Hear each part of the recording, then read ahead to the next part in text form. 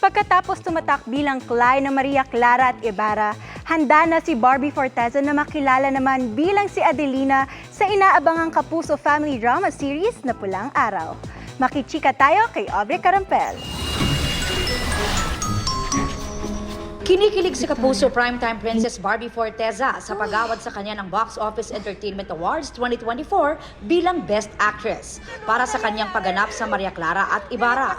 Tumatak daw talaga sa kanya ang Kapuso series at hanggang ngayon tinatawag pa rin siyang Cly ng mga tao.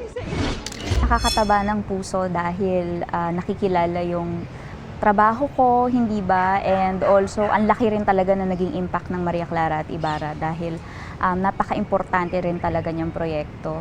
Kaya naman mas lalong pinagbubuti ni Barbie ang pagganap niya bilang si Adelina sa Pulang Araw, ang inaabangang biggest family drama of 2024. Challenging siya because kailangan namin siyang magawa ng maayos. Unlike yung Maria Clara at Ibarra, it's all fiction, di ba? Ito talagang base talaga sa mga totoong naganap noong 1940s, noong World War II. So kailangan talaga accurate at tama ang maipakita namin. Bukod sa baliktambalan nila ito ni David Licauco, marami rin ang nag-aabang sa unang pagsasama sa teleserye ni na Barbie at Asia's multimedia star Alden Richards. Talagang suporta.